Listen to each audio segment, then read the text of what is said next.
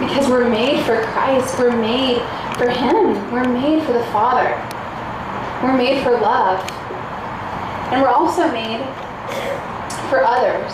You know, and one of the biggest traps of this world, one of the biggest lies that we have bought into is this whole idea of independence and this whole way of living in isolation that we have in our modern day society today. And you know, one day recently I was in a coffee shop and I was doing some work, and I was sitting at a table, and I had my computer, my iMac, my iPod, my iPad, my iPhone, and I was like, this is sick. This is like just totally disgusting. Me and I, just like I, you know? This is again, all this isolation, me and my machine. And I mean, I'm totally guilty of it. You know, I'm like constantly on my computer, my phone. You know, we have to use it to work. And it's not that technology is a bad thing. It's a good thing. It can be used for a lot of good. But it's very, very interesting. I was just noticing this earlier. Very interesting that all of these iPads and all of these Apple products, again, have this apple that's bitten into. And I found it very interesting that these products with this apple, they're all leading to so much sin. They're leading to so much pornography. They're leading to so much isolation for so many people. They're leading to so many forms of sin. But more than anything, they're leading to isolation.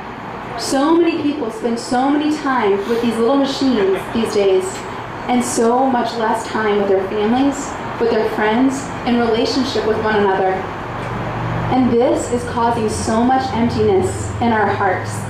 It really, really is. You know, when I lived in this community, I could not believe what a joy it was to be connected with other people all the time. When I lived in this community, there was no phone, there was no computer, there was no radio, there was no nothing, no technology at all. It was a really hard adjustment. And not only that, you're with people 24/7.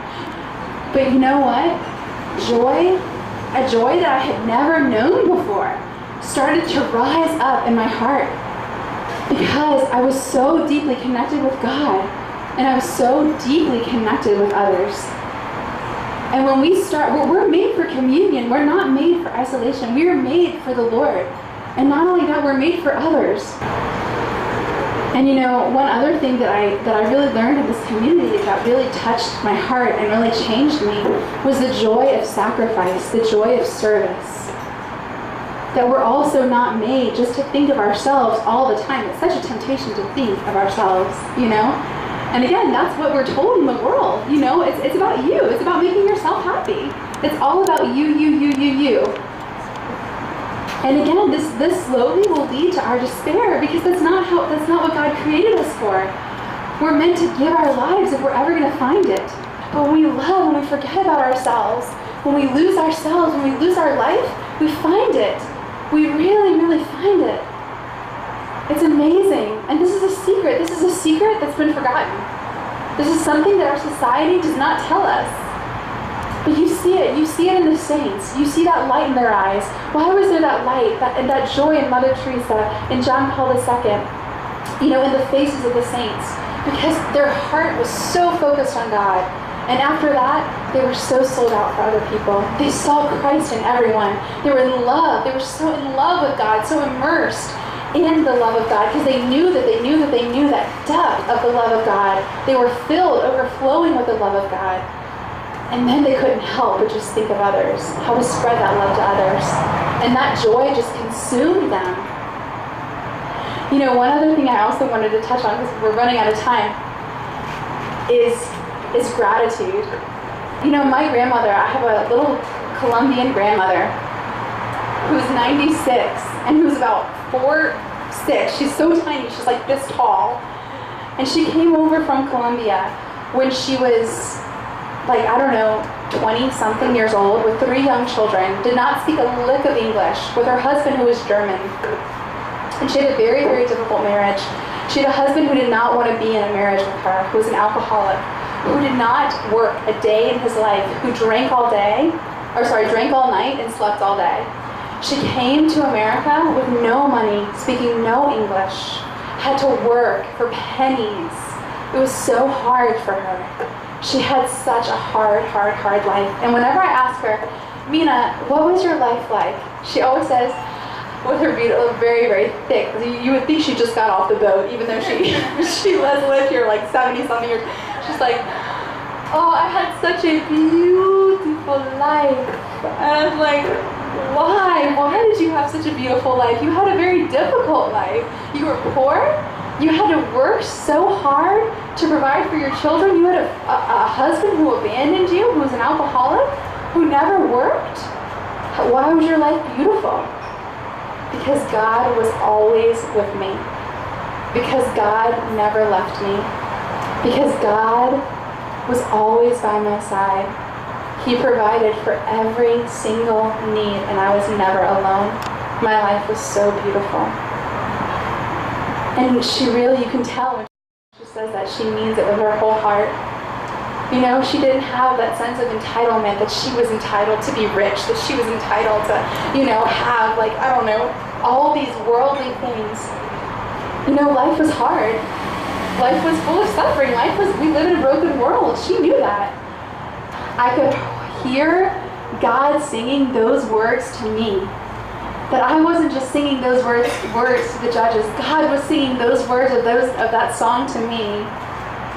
You know, that's the chorus of that song? It's so beautiful. It's such a secular song, but it's beautiful. And it goes, settle down, it'll all be clear. And don't pay no mind to the demons, they fill you with fear. The troubles, they might drag you down. If you get lost, you can always be found. Just know you're not alone. I'm gonna make this place your home. You know, and if we can hear, if we get quiet enough to hear those words in our heart, God the Father singing those words to us in our heart, and no matter where we are, we can be happy. No matter what tragedy strikes us. Yes, we might be sad at times, you know. Yes, we might be anxious at times. We might have the whole gamut of human emotions. But we can have that joy when we know the Lord. When we know that we are loved by God. And so I want to end with a song. And this is a song that I wrote. It's called Waymaker. And it's just about how God makes the way where we don't see the way. So many times in our lives, we cannot see the way ahead of us. You know, God is a miracle worker. And maybe tonight you're thinking, okay, how am I ever going to have, you know, faith like that? Or how am I going to trust in God? Or how am I going to get to a place where I'm happy? You know, maybe there are so many struggles that you're dealing with. I don't know your stories. But all we have to do is go to God. God is so good. God is so merciful. He's so powerful. He can do anything and everything. He's a miracle worker. And all we have to do is go to Him and ask.